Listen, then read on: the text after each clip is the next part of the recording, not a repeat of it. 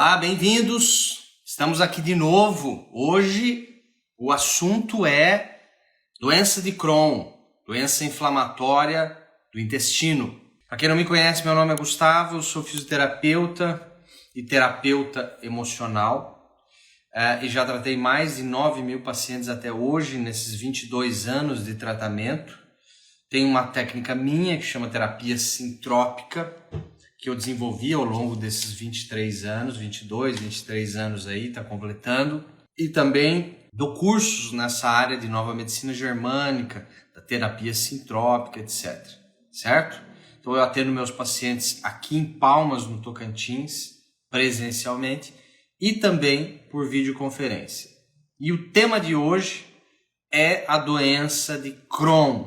Então a gente vai entender um pouquinho mais coisas a mais que facilitam que a pessoa venha a ter processos inflamatórios que tinham vários nomes, tá? Então, a gente vai começar falando a parte básica. A parte básica da medicina tradicional é essas inflamações no intestino delgado, inflamações na parte gastrointestinal inferior, tá? Então, mais comum, não que não possa ter o estômago envolvido, não que possa não ter a parte do duodeno envolvido, até às vezes acontece, mas o mais comum é a parte do intestino delgado, uma região específica dela chamada ilho, e a parte do cólon, do intestino grosso, comprometidos, certo? Antigamente chamava de ileite, que é uma inflamação do ilho. Tinha alguns nomes. Hoje, quando você tem diarreias, então vamos para os sintomas, tá? O que a doença de Crohn, o que essas inflamações na parte do intestino provocam? Diarreias frequentes ou fezes pastosas e mole frequentes, urgência no evacuar, a pessoa está toda hora indo no banheiro para fazer cocô, cólicas abdominais, em alguns casos mais graves pode ter febre, a perda de peso, a perda de apetite e a perda de peso também é um sintoma muito comum da doença de Crohn. Então, perda de apetite, perda de peso, é mais difícil você encontrar pessoas obesas com doença de Crohn. Você encontra mais nas pessoas magrinhas, tá? Não que não possa ter, tem. Mas pela perda de apetite, pela perda de peso, você já entende o processo. Então a perda de apetite, a perda de peso, as cólicas abdominais, as fezes pastosas ou moles, cronicamente, que passa de 3 meses, ou diarreia, que passa de 3 meses, às vezes pode ter febre. Então, tudo isso aí são sintomas muito comuns na doença de Crohn. E aí, existem exames, lógico, existe colonoscopia, endoscopia, alguns exames de sangue, alguns exames radiológicos, etc., ultrassom, que podem facilitar o diagnóstico do médico para entender que camada do tecido do intestino delgado, intestino grosso, está gerando esses processos inflamatórios que pode ter abscesso, pode ter fechamento oclusões, pode ter fístulas, pode ter ulcerações, abrir a pele lá dentro do intestino, do estômago e tal, e pode desenvolver tudo isso aí. Então, os exames vão auxiliar a parte médica para conseguir dar esse diagnóstico. Você tem uma doença de Crohn. Mas como eu sempre falei aqui, eu vou repetir, o mais importante que o diagnóstico, o nome da doença, é o sintoma. É o sintoma. O sintoma nunca mente. O sintoma é o trilho, é o gatilho, que é o trilho da doença. Ele que nos vai dar um entendimento maior do processo que a pessoa está sofrendo. São os sintomas. Então, uma pessoa que tem febre é diferente da outra que não tem. Uma pessoa que tem uma diarreia líquida é um sintoma diferente de uma pessoa que tem as fezes pastosas, que não é uma diarreia líquida. Então o sintoma sempre vai ser o trilho para a gente entender todo esse processo aí. Mas se tem comprometido o intestino delgado, se tem comprometido o intestino grosso, a gente já começa a entender um pouquinho mais dos conflitos envolvidos nesse processo, nessa doença.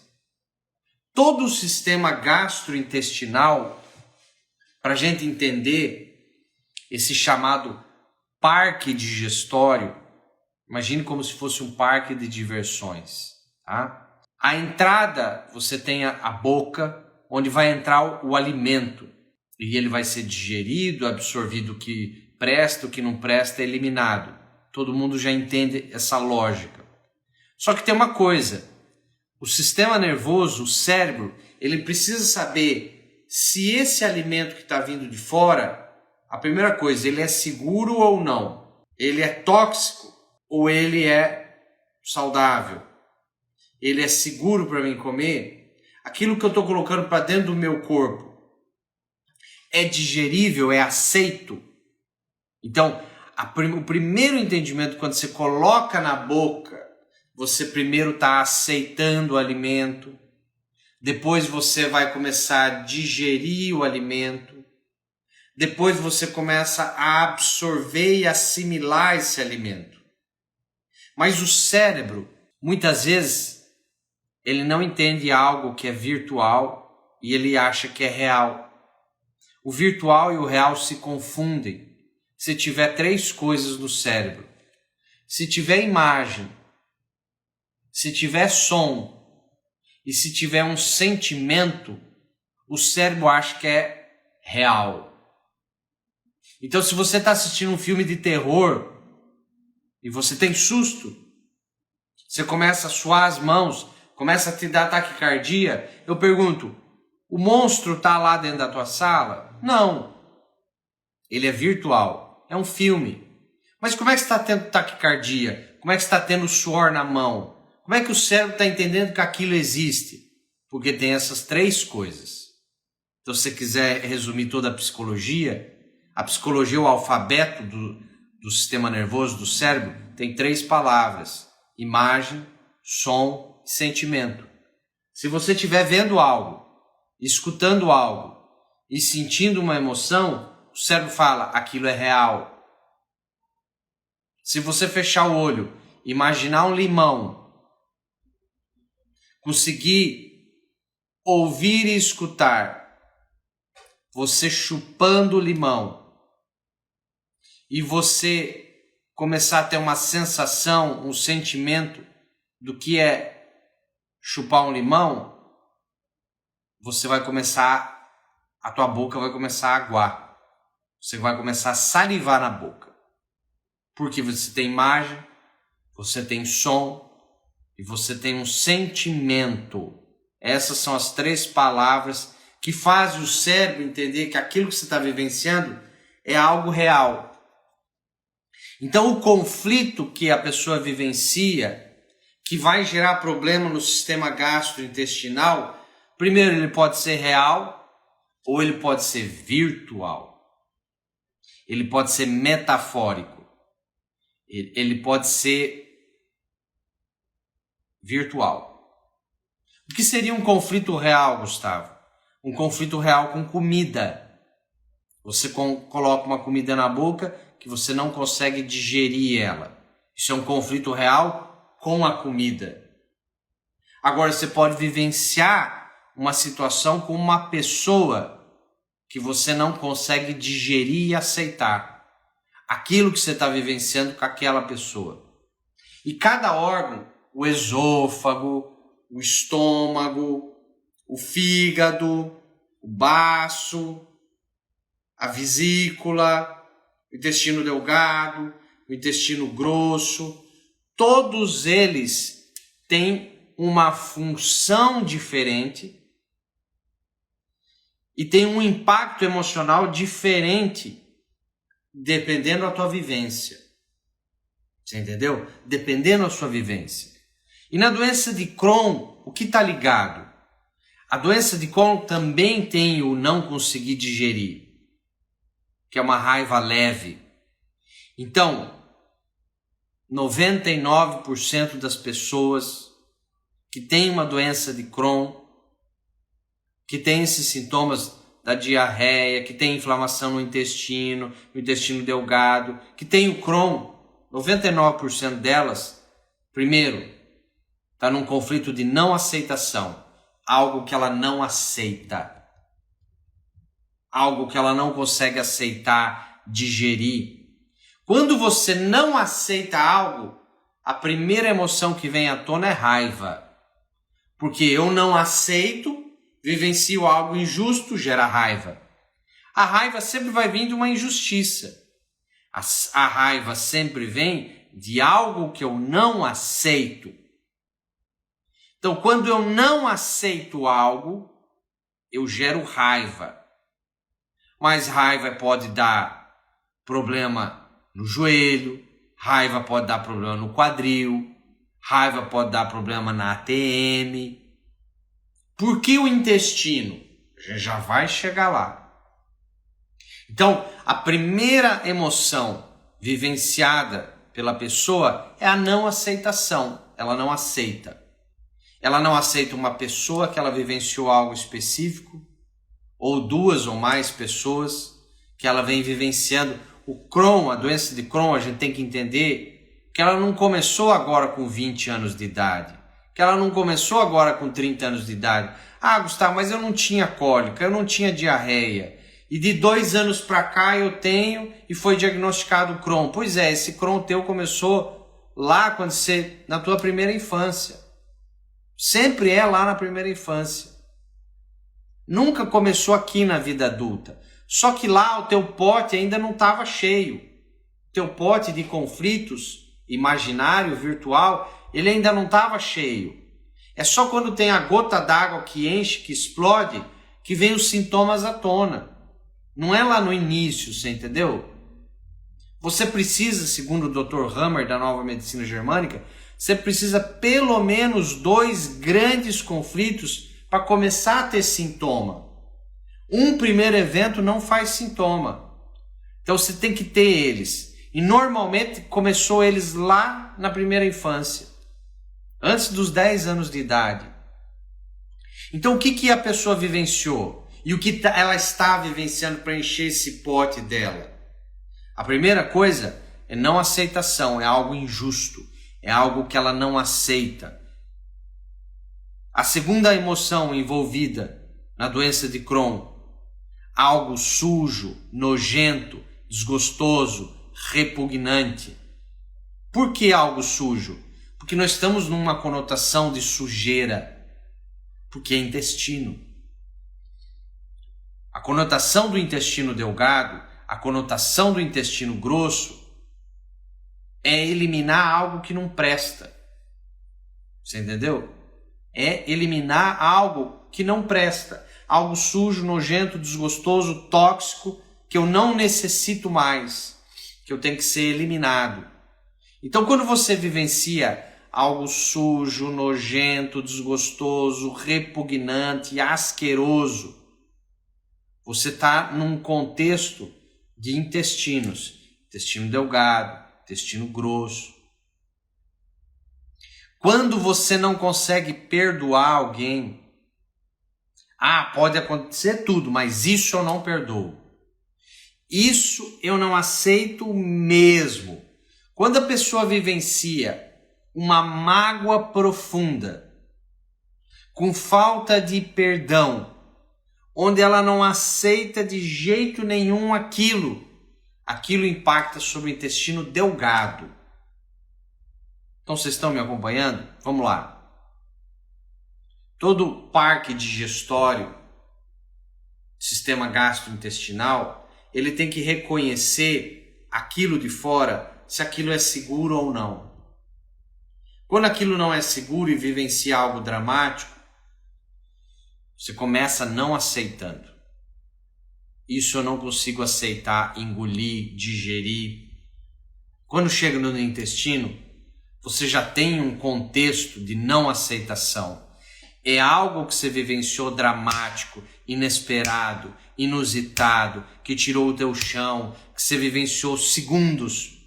Não é um conflito que está acontecendo todo dia. Nós não estamos falando disso. Nós estamos falando de conflitos dramáticos, inesperados, inusitados, que tiraram o teu chão.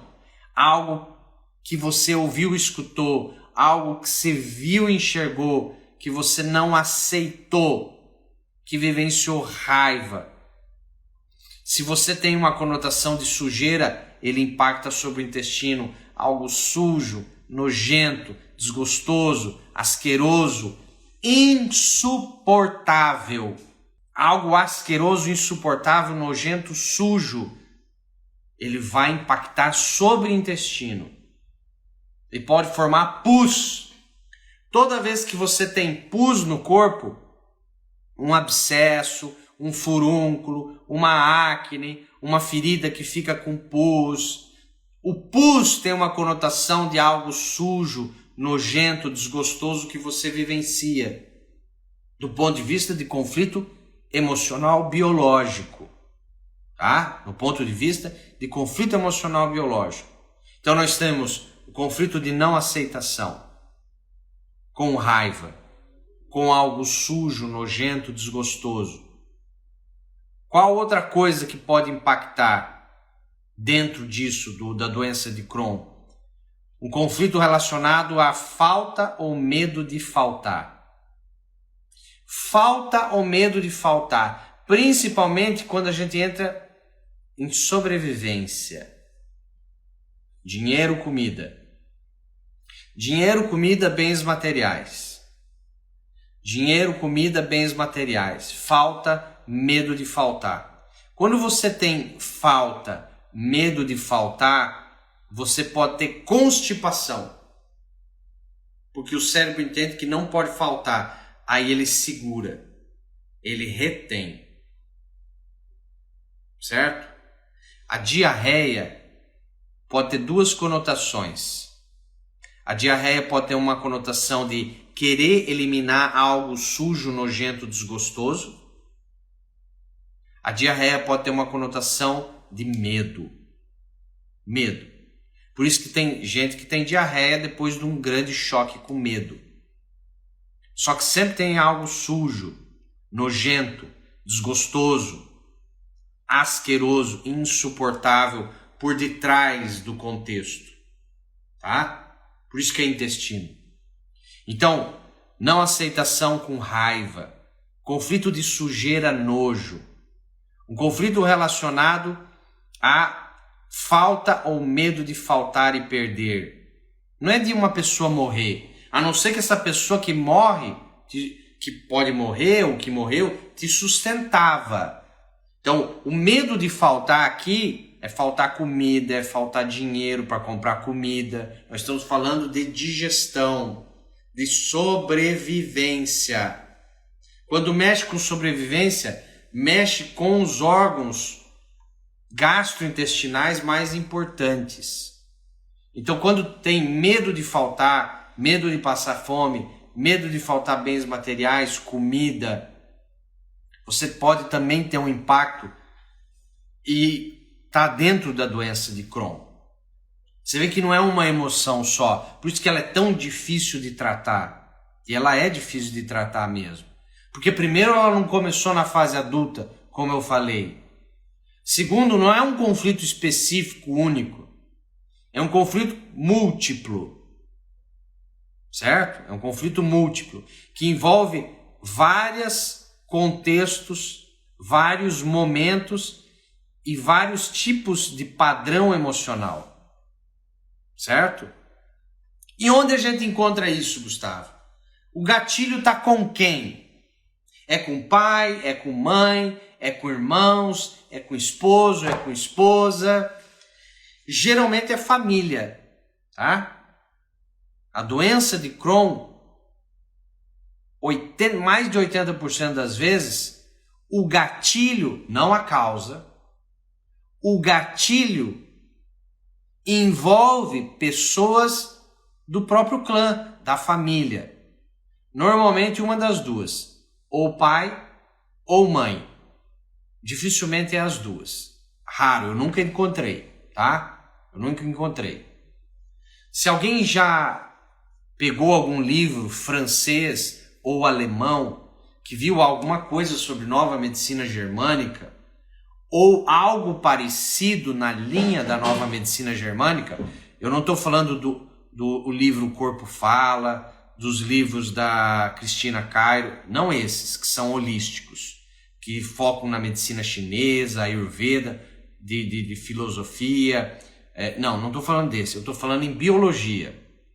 Esses livros que falam sobre decodificação biológica, que começou com o Dr. Hammer, vocês talvez vão encontrar que muitas vezes os conflitos que envolvem intestino envolvem a figura do pai, mas não é 100% das vezes, não é.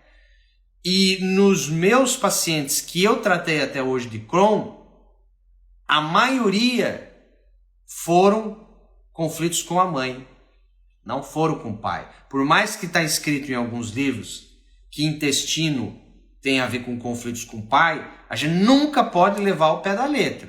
A gente tem que fazer uma avaliação individual, tá? Você tem que lembrar que o autor, ele é ser humano, ele erra também. E é lei da atração, né? Semelhante atrai semelhante, e a lei da física, o observador muda a realidade. Então pode ser que o observador A lá tinha problemas com o pai, atraía problemas com o pai.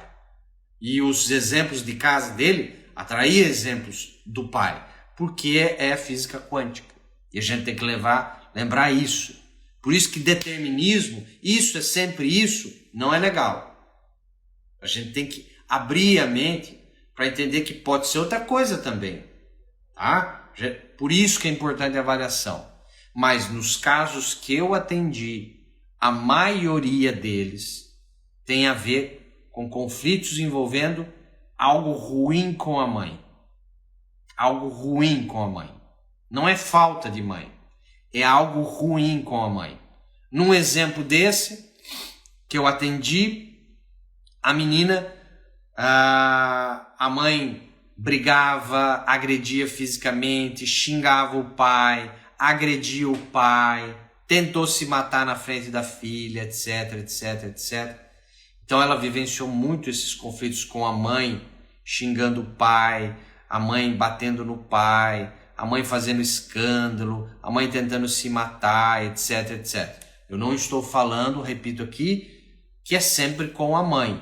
Também estou falando que não é sempre com o pai.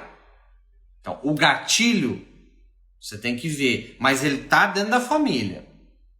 Raramente está fora. Porque ele começou lá na primeira infância. Você entendeu? Ele começou lá na primeira infância. Então, um conflito com família, um conflito com pai ou mãe, algo que eu não aceito, algo vivenciado com raiva, algo sujo, nojento, desgostoso, algo que eu posso vivenciar uma falta ou medo de faltar e perder. Quando envolve dinheiro, sobrevivência, bens materiais.